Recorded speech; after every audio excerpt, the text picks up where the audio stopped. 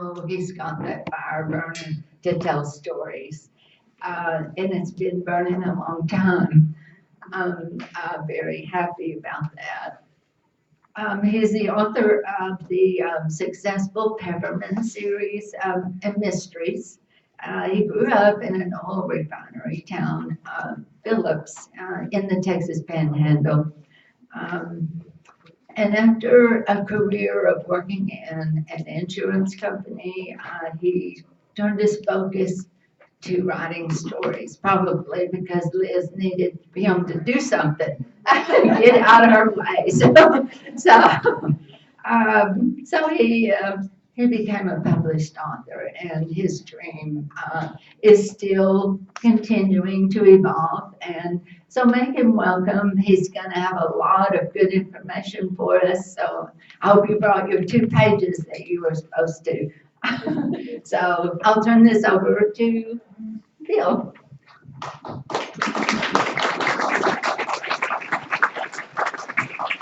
Thank you, Linda. I appreciate those nice comments. I'd like to thank Mike for having me here today, especially Linda. When Linda approached me with this, I wasn't hesitant, but I thought, man, are you sure you want me to do this? But I'm really happy that she did. There's several people in the audience today that I'd like to recognize.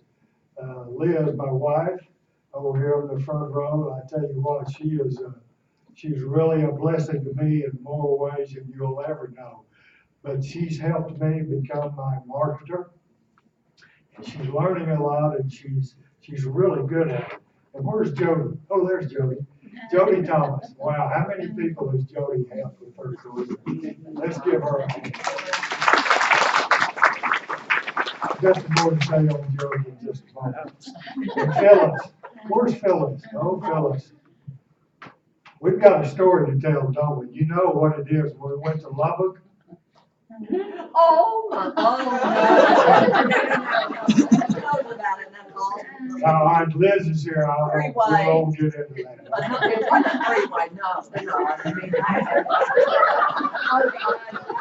I better shut up.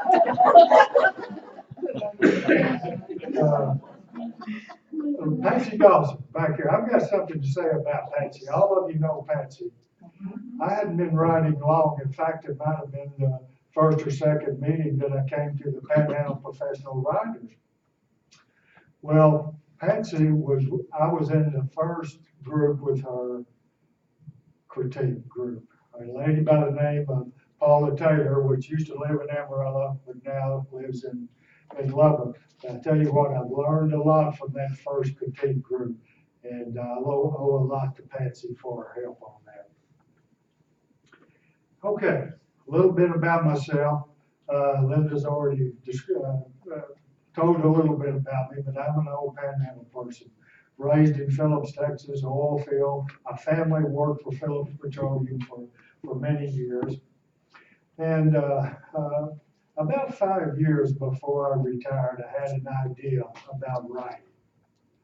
I don't know why I came up with the career of writing, but I felt like I had a story to tell.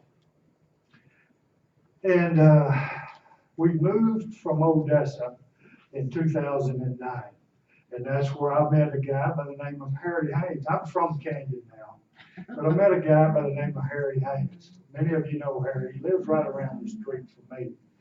Well, I told him about my writing and how I wanted to get started. Well, he invited me to the Panhandle Professional Writers. Well, it's at that first meeting I met Jody. And then from there, the West Texas Writers Academy. And I want to tell you, I've been to a lot of conferences, but that West Texas Writers Academy is still the best thing going. I mean, I can't tell you the instructors that have been there that had an effect on me. And I've been every year since. But I want to thank Jody for that writing academy. That's a blessing. Let's give her another hand. Okay, I do have 2 books out in May of 2007. The first 2 books, Peppermint's Promise, and the next one, Perplexity, came out at the same time. Now, Peppermint's Promise, when I got into this, I had no idea what genre I was writing. I just knew I had a story, but I didn't know the genre. Well, why kick this around? Because it starts off with a young boy. Well, he grows into a young man, so it couldn't be young adults. So all I could come up with was just contemporary fiction. So I knew I was going to write another book, and I said, I'm not going through this again. I'm going to name, my next one's going to be a mystery. I know what it's going to be. So that's where it leads in. Peppermint's Promise leads into the Peppermint's Mystery series. And the last one over there, Panic Point, is due to come out in January. I hope it does. So those are the 3 books that I've got going now. Something about the cover. A lady by the name of Fiona J. She lives in California, but she is excellent on putting together book videos and coming up with covers. And so I'd like to show you what's coming out, what came out with Peppermint's Promise and also Perplexity. So if you'd show that now.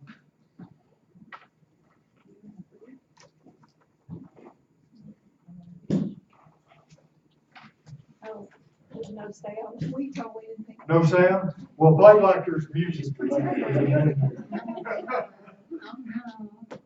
I can also vouch for Fiona. She's doing my covers. Do you know Fiona? Yeah. Is she good? She's outstanding. What's She's what's excellent. Fiona with who? What's the name of the Fiona company? J. Fiona J. J-A-Y-D. Yeah. Do you know where she's from? I didn't know that she was from California. I thought she was overseas. Okay, there she was lives in always California. Such a time difference in our emails. Yeah, but she was born in Russia. Okay. And so I couldn't remember her name a lot, so I'm good about nicknames, and you'll see it in a minute, but I call her Snow Tiger because she's from Russia. But she really, look her up. If you ever need anything, a cover or a video, she's excellent at it. Okay.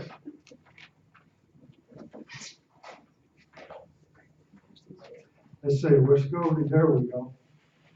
All right, a few years back, I went to the West Texas Writers Academy and took a course by the name of Writing with Clarity. And that was kind of a turning point for me on what really set me up to help me become a better writer.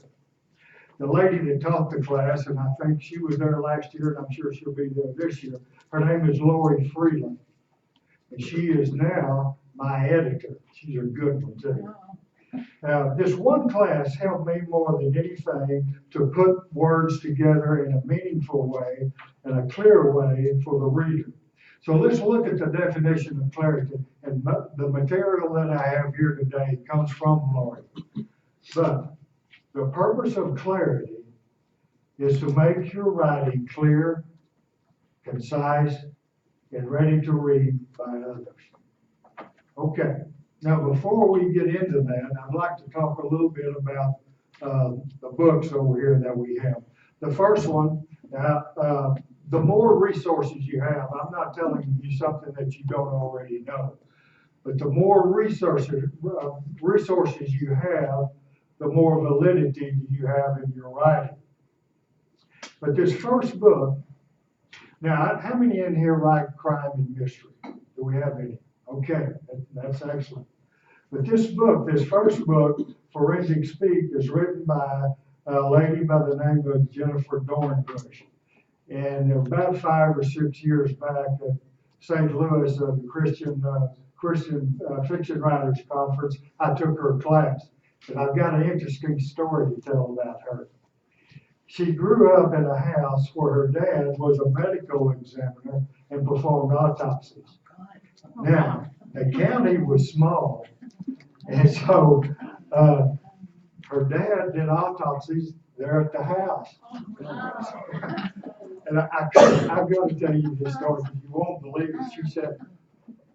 She said, I had quite a few boyfriends that came over, but she said, I forgot to tell them that in our refrigerator, there were all sorts of blood tissue samples and blood samples, And she said, when some of those boys came by, she said, that's the last time they ever came by. So it's kind of interesting. And this lady, by the way, has been a consultant on lots of TV series and movie series. If you've seen the CSI series, well, she did part of that. What is her name again? I'm sorry? What is her name again?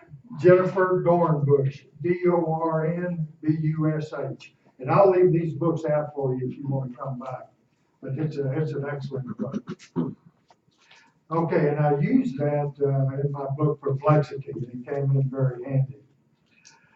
The other book on there is Police Procedures. It's an investigation by a guy by the name of Lee Laughlin.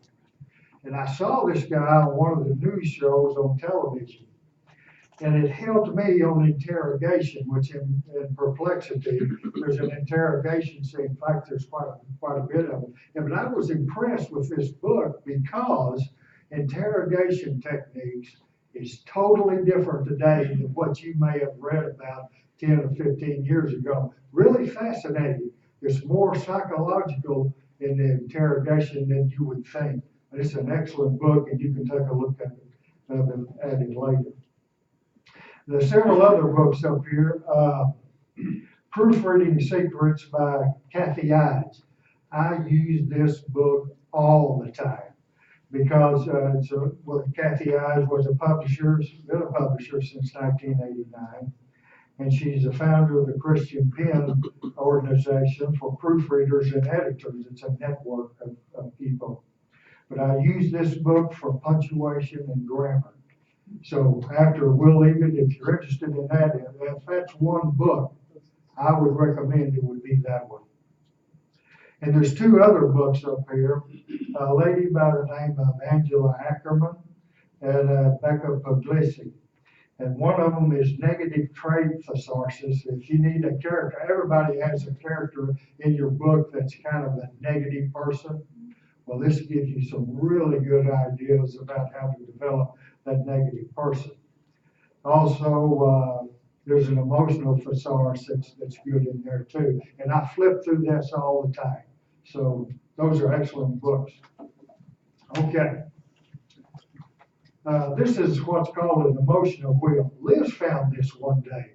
If you're all the time looking for words that are similar in nature, but you don't want to go to, look them up, this is a real good little wheel because you can get some excellent words in there and a snap, and it doesn't slow your writing down. But Liz will give you the website on that after we're finished today. Okay, before we go to the next screen, how many people have ever heard of Yogi Berra? All right, good. Okay. If you know Yogi, then you know about Yogiisms. I use, every time I write my newsletter, I always put a Yogiism in there. So let's look at this first Yogiism. Okay. If you don't know where you're going, you might wind up somewhere else. If you think about that a minute. If you don't know where you're going, you might wind up someplace else. Like I said, I put Yogiisms in every one of my newsletters. And if anybody could use a lesson on clarity, it's Yogi. Okay. Writing type. All of you've heard about writing type. Tighten up your words, tighten up your paragraphs. Well, let's look at some things that, and once again, this comes from Glory Freedom. How can we write our book and make it tighter? How can we put our manuscript up there and tighten that thing up? And let's look at the first example. His words didn't matter to me at all. Okay, how can we make that clearer? His words didn't matter to me. Now, if you think about this as we go along, I'm going to give you several examples of this, but it's a simplicity in writing. Make it simple. The next one, nod your head. Well, do you really need to say head? What's the only part of your body that you can nod? It's your head. So you don't need to put nod your head. And here's another one that a lot of people use. She was 12 years old. Well, she was 12. That's all you have to do. And that takes some unnecessary words out. So cut words and phrases that you don't need. Next example. Here's some more examples. The smile on her face triggered a smile on mine. Okay? How can you make that clear? Her smile triggered mine. It's just taking out a few words there, but it adds to it. The second one. The wind chilled her because she was cold. She zipped her jacket against the bite of the breeze. There's nothing wrong with that, but can we crisp that thing up a little bit?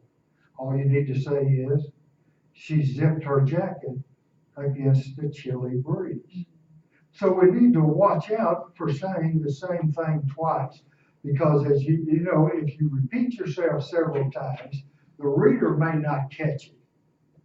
But eventually, if you do this too many times, it's going to become a repetitive thing, and it may drive the reader away from your book.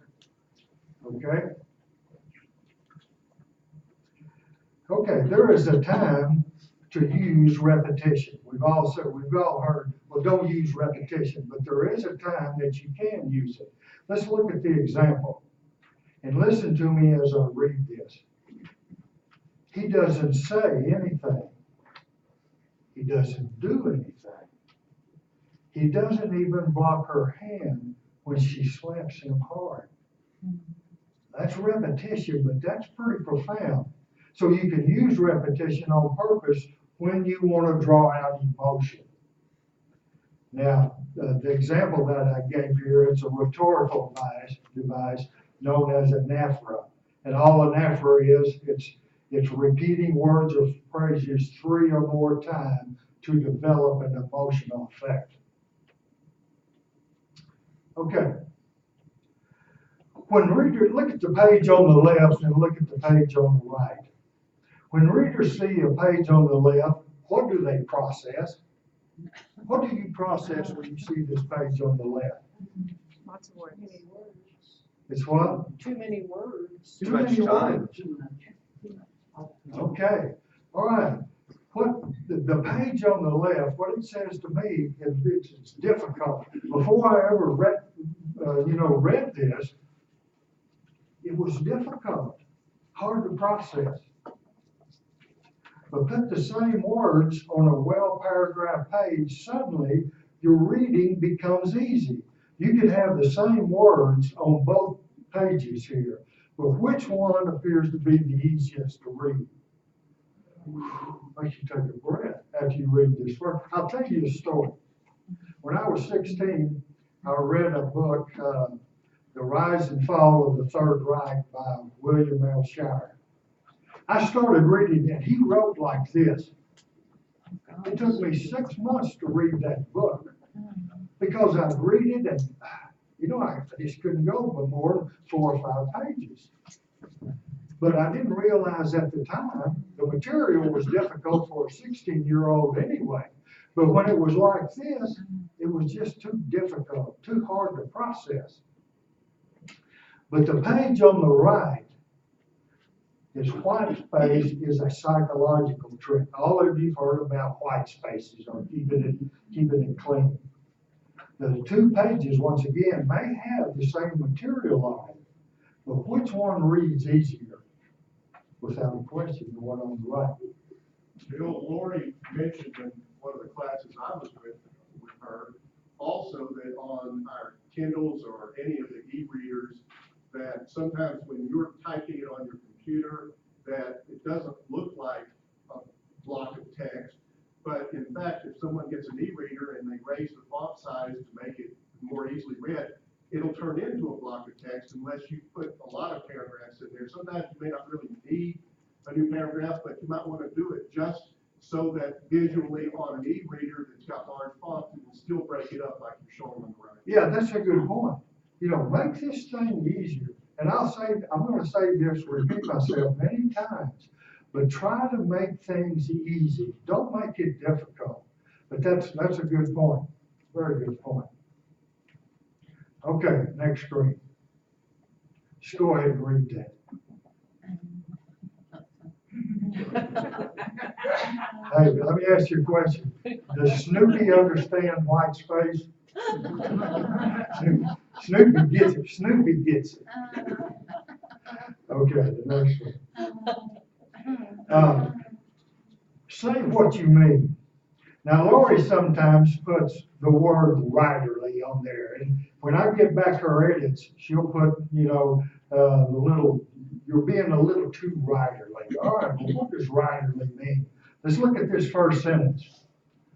Roger traversed the forest, weaving in and out of the trees, setting his feet upon the ground in the gregarious steps until the clearing appeared. Who talks like that? I have a big vocabulary, look at me.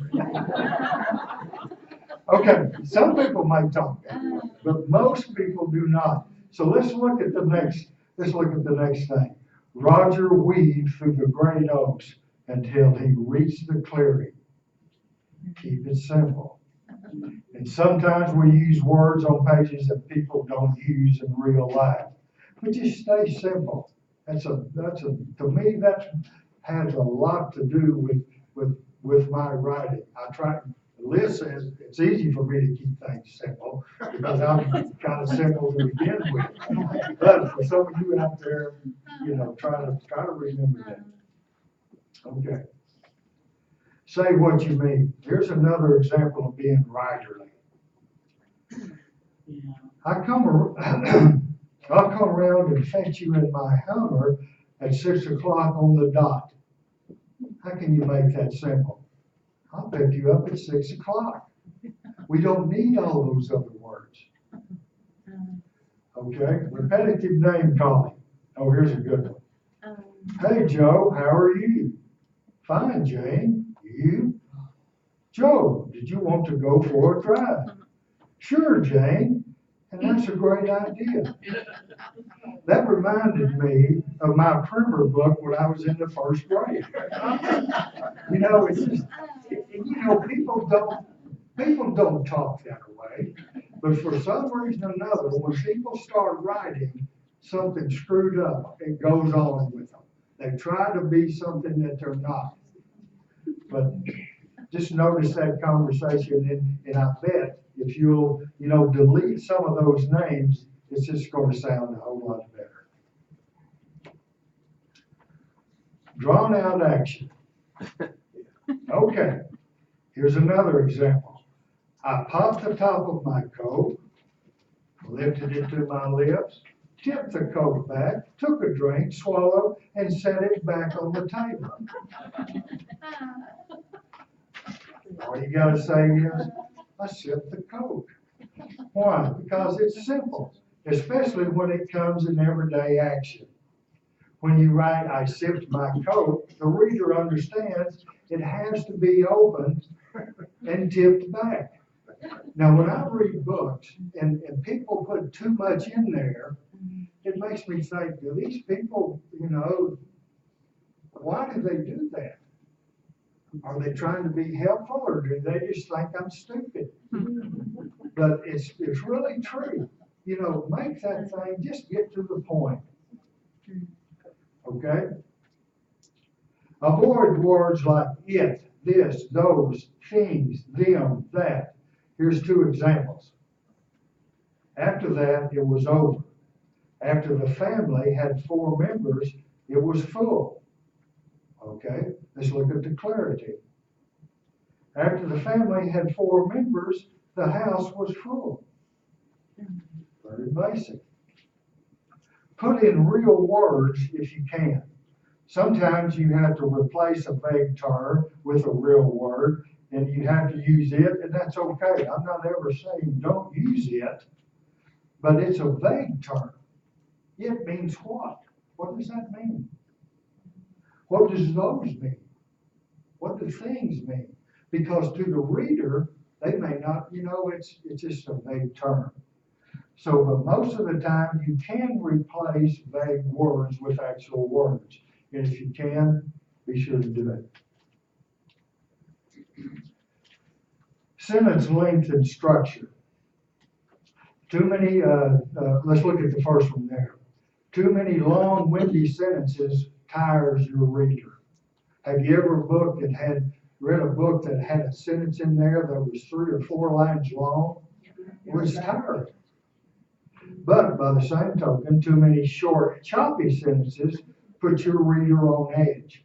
And I'll talk in a minute later, in a moment, about short, choppy sentences and how you can use it. So vary the way you start your sentences. Now, if you're not sure, if you're being repetitive, here's a little thing that I use. Take a look at your work in writing in process, and if you've got something there, you can take it out right now. So if you're writing in process, do this. Circle the first word or phrase of every new paragraph. You can do it now or do it later, it's okay. Do you always start with a verb? Do you always start with a noun? Or do you start your paragraph with a clause or an ing word? That's a good way to do that. Just circle those words, and if you're doing it too many times, it may be, get a little boring to the reader. So count how many long versus short sentences you have in your paragraph. Read the page out loud. How many of you read your work out loud? Oh, great. That's wonderful. Read your work out loud. Okay, when you read your words out loud, do you stumble? Do you find a place where you stumble? Or do you find a place where you take a breath? Or do you get irritated with the choppiness? Short sentences are great, and this is what I want to mention to you. It's okay to have short sentences because it builds tension. In my last edit that I got, there's a scene in there that's really tense. And I told Lori, I said, Lori, I'm going to use a lot of short, choppy sentences because I want the cadence to be there. And I want the tension to build. So I said, if you look down on that page, you're going to see short, choppy sentences. But I let her know ahead of time why I was doing that. So short sentences are great, once again, for tension. Look for places to put them. Okay. Read your pages out loud. I was good to see, and everyone does that. But how many of you read your pages out loud? If you raise your hand, that's a good thing. Because what the eye skims, the ear doesn't. Better yet, ask someone else to read your work. Now, Liz I bounce everything off of Liz. And I've heard a bunch, well, don't let your wife or a relative read your work because they won't be honest with you. Well, that won't happen with me. She lets me know really quick. But once again, Liz, my wife, always reads my pages back to me. Then I read it back to her. You'll be surprised what you find when you do this. It's amazing because one day I had her read a page, and I intended for the verbiage on there to be different than what she read. Uh-oh. Well, she took it one way, I meant it another. So what did I have to do? Well, I had to write it for the reader. She's a reader, but I had to write it for the people that are going to buy my books. So I had to go back and change it. And that wouldn't have happened if she hadn't read it to me and then me reading it to her.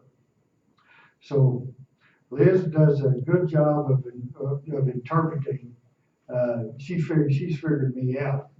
Sometimes she figures she knows what I'm saying, but it doesn't make sense to her. Okay. Oh boy, I hated to get to this one. You must hear it first. You must have an action and you must have a reaction. Now, my editor, Lori, hammers me on this all the time. And she gets where she puts in the margin, she'll just put action, reaction, and then she puts a little smiley face. When I see that little smiley face, you know what I think? Lori's a great person. Boy, she will not let me get away with anything. So when she puts that little smiley face, I know what she's thinking. She's saying, you dummy, I told you this 15 times. You gotta have an action and then reaction. So here's an example, and this is my work. She whispered, you're too close. Okay, what should I put? You're too close. She whispered. You gotta have the action first. Okay, let's look at the second one. With great sarcasm, he added, why are you here? Switch it around. Why are you here? His heavy tone was a mix of sarcasm and disbelief. So you've got the action must come before the reaction. You have to hear the voice before you can describe it.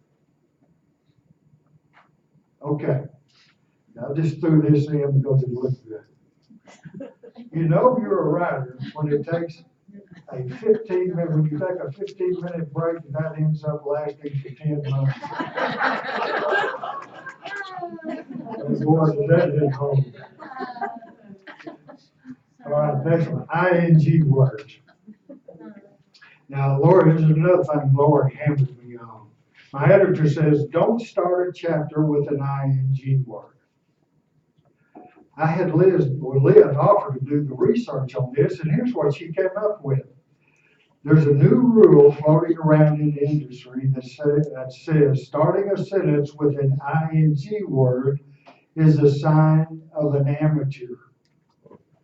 And you know what I thought? I thought, I bet if J.K. Rowling started her paragraph with an ing word, they wouldn't think it was bad.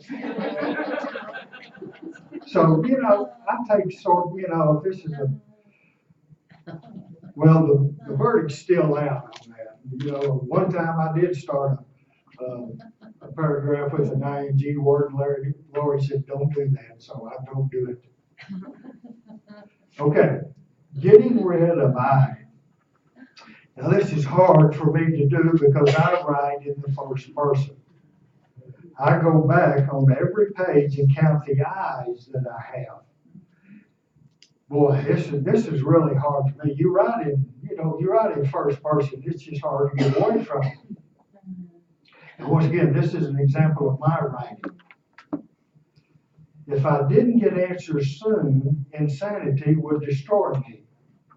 Now, there's nothing wrong with that. But if I've got I in this sentence, and then I read another sentence, and I go down the page, and I count, and I do this because I'm just mad about it. I circle all the I's on there. And if I look down, I say, my gosh, I've got 10 I's on here. I have to go back and take those I's out. So, for clarity purposes, here's the way I changed it. Answers had to come soon, or insanity would destroy me. I took out an I. And this came from Panic Point, and this is my newest book coming out in January. So try to get rid of those I's. Use strong action verbs. Now, Lori tells me to go back and use strong action words in her edits to me. And she'll say, okay, Bill, go back and get some stronger words in there. Well, I do it. I send it back to her, and then she says, okay, that's better. Do it again. So I'll do it again. And I just told her one day, I said, Lori, you remind me of one of my college football coaches, and I know you're reincarnated. But she just flat hammers. She won't let me get by with that. She makes me use strong words, whether it's an adjective or a verb. It doesn't make any difference. So this is from my book. Norvell folded his handkerchief and put it in his back pocket. Is there anything wrong with that? No, there's not anything wrong with that. But here's how I changed it to make it stronger. Norvell crumpled his handkerchief and shoved it in his back pocket. Is that stronger? Yes. Yeah, use stronger words. So constantly think about, okay, if you read that and it sounds okay, can you go back and put words in there that are stronger? It brings it out. The next, oh, I love this one. Oh, what kind of pastry comes with a thesaurus? Look on this page. Can you see that down there on the counter? What does it say?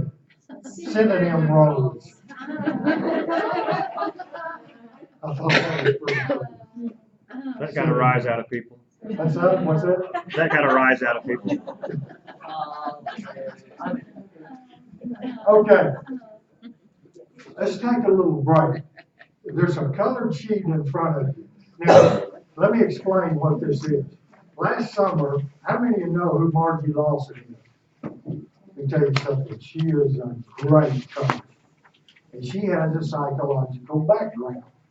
So one day last summer, she gave us this survey. Now, it's not a test. This is not a test, but it will tell you something about yourself. The instructions are on the page there, but let me read it to you. Cover the first row, so only one row at a time is visible. You know, you've got one of those sheets there, so cover up that first row, only one is visible. And in each row, identify the behavior which is most and least characteristic of you. Award 4 points for the behavior that's most like you, 3 points to the behavior that's next most like you, then 2 points, then 1 point for the behavior that's least like you. Then repeat that process all the way down. And be honest. And when you get to the end, you shouldn't total up 100 points. This is really interesting because it told me something about myself that I kind of knew, but I really didn't know. And it may explain why you do something, why you write the way that you do. So go ahead and finish that.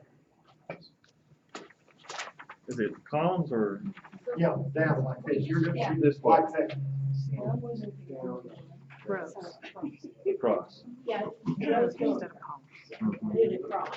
Yeah, do it across. Go across. See? Oh, go this way, yeah. That's different.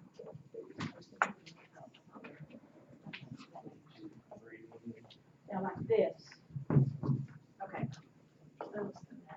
That's the way.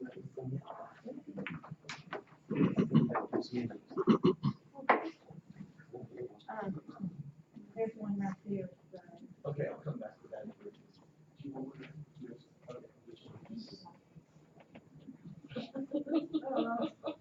Oh.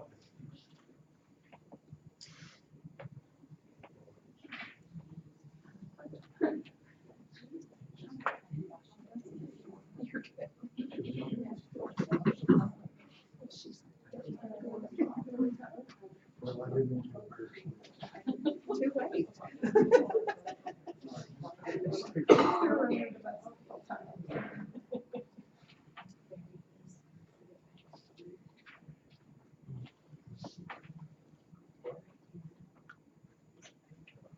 that's what I will say.